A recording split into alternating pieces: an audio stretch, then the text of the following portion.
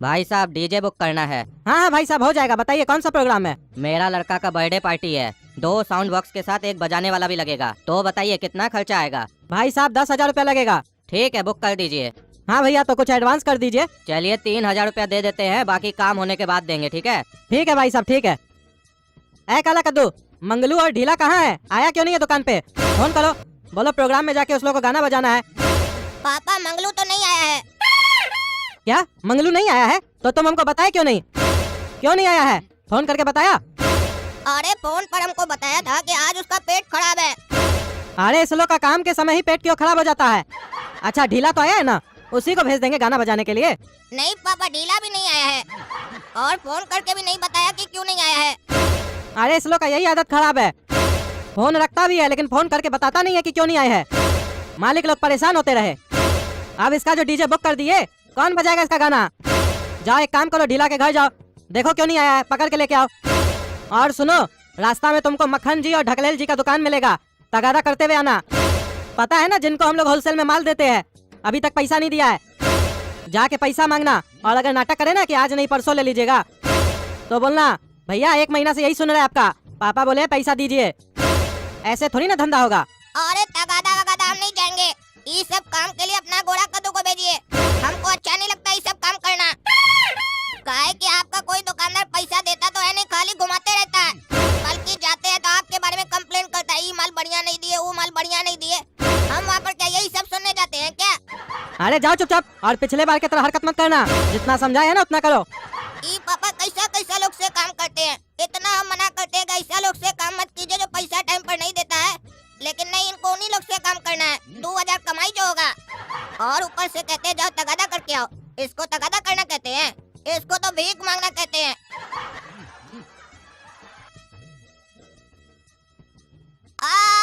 ओई माँ, हमरा तो देह टूट गया। रे साला रे अंधा, गाड़ी जब चलाने नहीं आता है तो रोड पर निकल कर जाता है गाड़ी लेकर। करोड़पति का औलाद साले, बाप गाड़ी दिला दिया तो इसका मतलब क्या तुम रास्ता में जिसको तिसको ठोक देगा? एक काम करते हैं, हमको ज्यादा तो चोट लगा नहीं है, बच गए काहे की, लेकिन ये बात इसको थोड़ी ना पता है। 5,000 रुपए मांग लेते इससे, नहीं तो बोलेंगे थाना में जाकर कंप्लेन कर देंगे। रे साले 5,000 रुपए निकाल, देह में बहुत चोट लगा है, अस्पताल जाकर दवाई लेंगे। रे साले रे, शुक्र मनाओ कि तुम बच गया है, नहीं तो हमारा गाड़ी से कोई बचता नहीं है। जिस पर चढ़ाते हैं ना, सीधे 1 नंबर टिकट कट जाता है, ऊपर ही चला जाता है। हमसे 5,000 मांगता है साले, चीर देंगे यहीं पर तुमको। जानते हो हम कौन हैं? तुम साले एक तो हमको ठोक दिया, ऊपर से ऐसे बात कर रहा है जैसे हमारा गलती है, रोड पर हम चल रहे हैं तो। तुमको साले ढेर गर्मी है ना, अभी तुमको बताते हैं।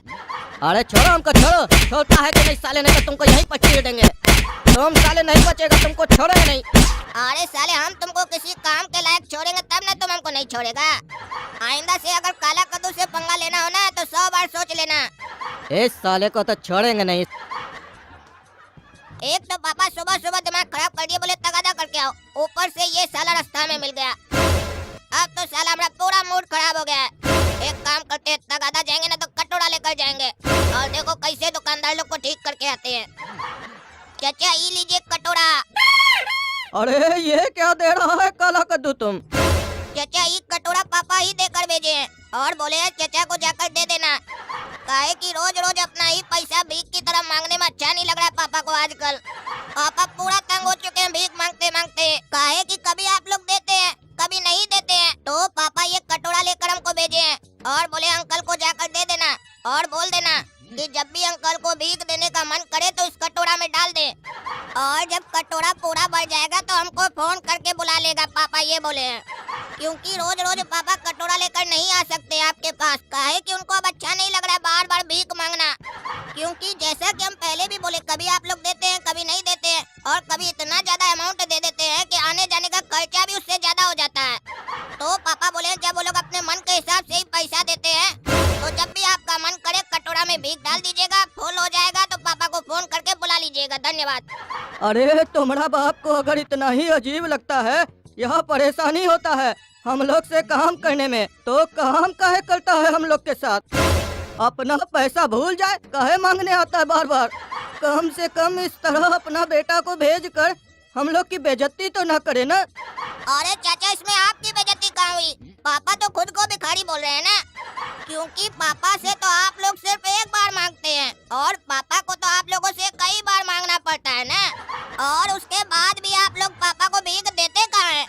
मतलब तुम कहना क्या चाहते हो? हम लोग तुम्हारे बाप से एक बार भीख मांगने आते हैं? हम लोग तो तुम्हारा बाप से माल लेने आते हैं। नहीं नहीं चाचा, आप लोग तो माल ही लेने आते हैं, लेकिन पापा तो आप लोग क्या रोज भीख ही मांगने आते हैं ना? अरे इसको बिजनेस कहते हैं, बिजनेस, और बिजनेस ऐसे ही होता है। अरे चाचा, बिजनेस की तरह करेंगे तब ना बिजनेस कहलाएगा।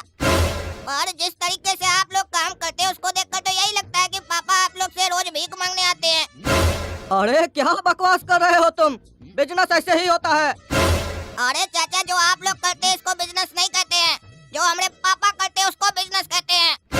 हमारे पापा एडवांस में माल मंगवाते हैं और क्वांटिटी में माल मंगवाते हैं, और कभी किसी से उधार में काम नहीं करते हैं। और मान लीजिए अगर पापा को कभी उधार में काम करना भी पड़ा तो महाजन को पैसा मांगने का जरूरत नहीं पड़ता है, पापा अपने भेज देते हैं पैसा। और कभी अगर महाजन हम लोग के यहाँ आता है तो उसका आदर सत्कार किया जाता है, क्योंकि जो हम लोग पर विश्वास कर कर हम लोग को माल देता है उसका इज्जत करना पड़ता है। आप लोग की तरह नहीं करते हम लोग कि महाजन आया नहीं कि भैया आगे बढ़ो, आज नहीं कल आना, और अगर कल आते हैं तो बोलते हैं रोज रोज क्यों आ जाते हो, और कभी 500 रुपया देते हैं तो कभी 1000 रुपया देते हैं। हम लोग क्या भीख मांगने आते हैं क्या आप लोग के पास? उधार एक फैसिलिटी होता है, पर आप लोग तो इसको अधिकार समझ कर रखे हैं। अब समझ में आया चाचा कि पापा कटोरा क्यों भेजे हैं? चलिए हम चलते हैं, जब कटोरा भर जाएगा ना तो पापा को फोन कर दीजिएगा, आ जाएंगे पापा लेने के लिए। काहे कि हम ये सब काम नहीं करते, हम नहीं आएंगे। अरे भाई साहब, ये क्या हरकत है? अरे क्या हुआ भाई साहब? अरे अपना बेटा को कटोरा लेकर पैसा लेने क्यों भेजे हो? क्या काला कद्दू कटोरा लेके पैसा लेने आया है? अरे कटोरा लेकर भेजे हो तो कटोरा ही लेकर आएगा ना। और हमारा अपमान भी करके गया है, बोल कर गया है कि रोज इसमें अपने मन से पैसा डालते रहना। अरे पैसा नहीं, भीख डालते रहना बोल कर गया है। और जब फुल हो जाए तो पापा को फोन कर देना, पापा आ जाएंगे लेने के लिए। ये सब सिखा कर भेजते हैं बच्चा को आप, और कहता है कि हम लोग आपसे भीख मांगने आते हैं। आप लोग तो साल में एक बार आते हैं, हम लोग तो रोज आते भीख मांगने। आज से हमसे काम मत कीजिएगा, पैसा नहीं देंगे, भूल जाइए। अरे नहीं भाई साहब, गलती हो गया बच्चा से, माफ कर दीजिए, हम माफी मांगते हैं उसके तरफ से। वो आएगा तो उसको छोड़ेंगे नहीं हम। अरे आप उसको छोड़िए या नहीं छोड़िए, हमको उससे मतलब नहीं है, अपना पैसा भूल जाइए। अरे उस काला कलूठा को छोड़ेंगे नहीं हम, बहुत बकवास करता है ना, आएगा तो देह तोड़ देंगे उसका। पापा ढीला बोला है कि रात में पहुंच जाएगा गाना बजाने के लिए, काहे कि उसको आज घर पर कुछ काम था इसीलिए दुकान पर नहीं आया। और अब हम घर जाने और घर जाकर सोएंगे, काहे कि हम बहुत थक गए हैं, काहे कि आज हम बहुत काम किए हैं। अरे काम किया है कि काम तमाम किया रे तुम? हाँ, कटोरा लेके जाता है रे फकीर साले, क्या किया तुम?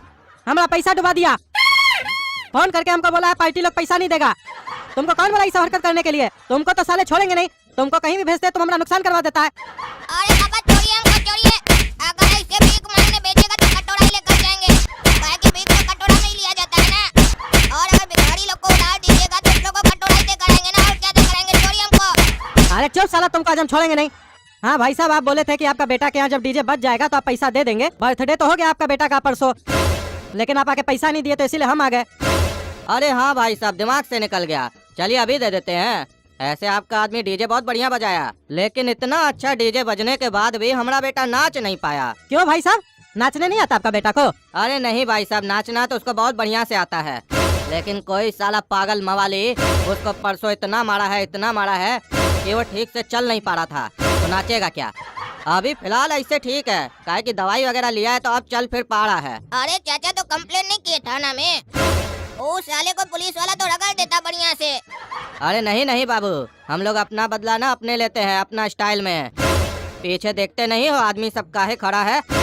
काहे कि हम लोग का काम ही ऐसा है, आदमी रखना पड़ता है। तुम चिंता मत करो, साले को छोड़ेंगे नहीं, धरती में हो या आसमान में, निकाल कर मारेंगे साले को रास्ता पे। खैर छोड़ो उसको, चलो तुम लोग को पैसा देते हैं। बेटा 7,000 लेकर आओ तो।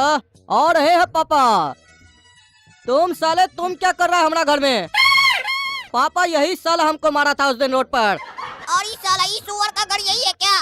बेकारे साले को मारे, अब लगता है हम लोग को मार पड़ेगा।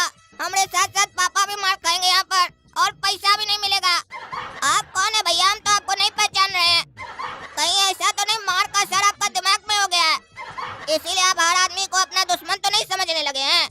अरे चुप साले, हमको अच्छा से याद है तुम ही हमको मारा था। काहे कि तुम्हारा चेहरा कैसे बोल सकते हैं काला कलूठा। पापा दोनों बाप बेटा को आज नहीं छोड़िएगा, दोनों को रगड़ दीजिए।